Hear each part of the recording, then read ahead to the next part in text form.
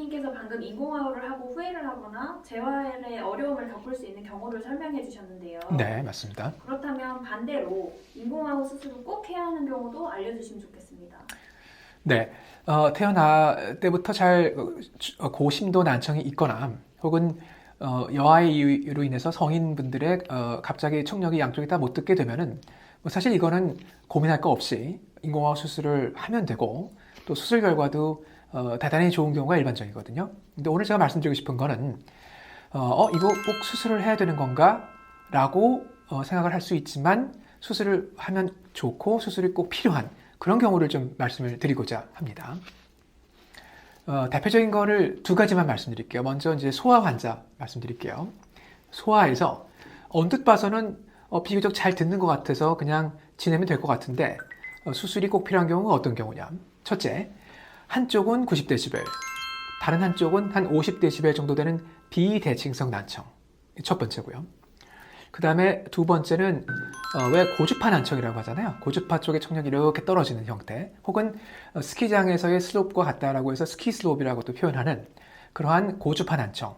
이 경우에 대개 아이들이 이런 경우에는 언뜻 그냥 누가 얘기하는 거를 알아듣는, 그걸 이제 수용 언어라고 얘기하는데, 수용 언어는 그냥 웬만큼 잘 알아듣거든요. 그렇지만 말을 하거나 발음이 아무리 보청기를 열심히 쓰고 재활을 하고 언어 치료를 하더라도 어느 궤도에 올라오지 못합니다. 그래서 소아의 경우에 비대칭성 난청이거나 혹은 고주파 난청인데 비록 수용 언어는 괜찮지만 말하는 표현 언어 혹은 발음의 향상이 정체되어 있는 경우는 수술이 필요하다.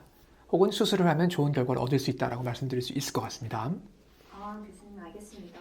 그러면 고주파수 난청은 저주파수의 청력이 많이 남아있다는 말씀인데 네, 맞습니다. 네, 잔청이 그렇게 있는데도 수술을 하면 괜찮다는 건가요?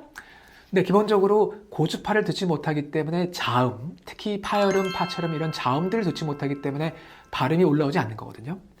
수술을 특히 어린 나이에 저주파가 많이 남아있을 때 수술을 할수록 사실은 저주파수에 있는 그 잔청 보존도 사실 조금 더 잘 되는 부분이 있고요. 그리고 특히 소아 같은 경우는 수술했을 때 잔청 보존율이 성인보다 높기 때문에 너무 잔청을 잃는 거에 너무 스트레스를 받거나 걱정하지 마시고 유사히 많은 잔청 보존 소식이 나와 있기 때문에 필요한 경우에 특히 아이가 고주파 쪽의 자음을 전혀 듣지 못하고 있는 그런 경우에는 수술을 하는 것이 아이한테 큰 도움이 된다라고 이해를 하시면 될 것 같아요. 알겠습니다. 네, 교수님. 지금까지 소아가 인공화호를 꼭 해야 하는 경우를 알려주셨는데 성인 중에서 양쪽을 못 듣게 된 지 너무 오래되셔서 인공화호를 하면 안 될 수도 있을 것 같은데 해도 될까요? 네, 양쪽을 고심도 난청으로 듣지 못하게 된 기간이 그러니까 이제 좀 쉽게 말씀드리자면 보청기를 양쪽에 착용을 해도 전혀 대화가 불가능해진 시점부터 지금까지의 기간이 대략 한 15년 미만이면 대개는 수술 결과는 나쁘지 않습니다. 특히 그걸 어떻게 쉽게 알 수 있느냐면은 환자랑 얘기를 좀 해서 환자가 얘기하는 그 발음을 의사들이 혹은 저희들이 어느 정도 알아들을 정도의 발음을 유지하고 있다라고 하면 아직 듣는 데가 완전히 퇴화된 건 아니기 때문에 그런 경우에는 수술을 하면 좋은 결과를 얻을 수가 있습니다.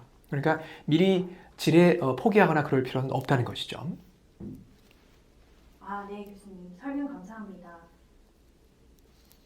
그런데 혹시 소아에서 말씀해 주셨던 수술을 하면 좋다는 비대칭성 난청과 고주파 난청도 성인이 수술을 해도 될까요?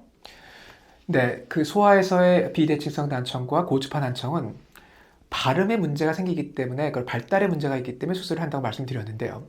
성인에서는 이미 사실 발음이 다 형성이 된 상황이기 때문에 발달을 위해서 수술할 필요까지는 없지만 본인의 생활의 편의나 어떤 사회생활의 편의를 위해서 수술을 할 수 있다라고 이해를 하시면 될 것 같습니다. 네, 알겠습니다. 또 한 가지만 더 네, 여쭤볼게요. 말씀하십시오. 인공화호는 보통 청력이 고심도 난청일 때 수술을 하는 걸로 제가 알고 있는데요. 네, 맞습니다. 그럼 청력이 고심도 난청이 아닌데 언어 구분이 잘 안 되는 경우에는 인공화호가 도움이 될 수 있을까요? 매우 중요한 부분을 얘기하셨네요. 제가 좀 까먹고 얘기를 안 드렸었는데 실제로 그 청력 검사했을 때 한 중등도 난청 소견을 보이지만 말소리 구분이 거의 안 되시는 분들이 있거든요. 그런 형태의 난청을 우리가 청각신경병증이라고 표현을 합니다. 대개 이분들은 소리는 꽤 잘 듣는 것처럼 보이기 때문에 병원에 잘 오게 되질 않아요. 그런데 말소리 구분을 거의 못하기 때문에 대화는 거의 되지 않거든요. 그러한 청각신경병증 환자들이 사실은 최근에 저희가 저희 병원에서 이제 출판한 몇 가지 논문들에 의하면은 실제로 인공호흡 수술을 통해서 말소리 구분에 굉장한 그러한 향상을 볼 수 있기 때문에 지금 제니가 말씀 주신 그러한 이러한 청각신경병증도 성인에 있어서 수술을 하면 큰 도움을 받을 수 있는 중요한 그러한 카테고리의 난청이라고 말씀드릴 수 있을 것 같습니다.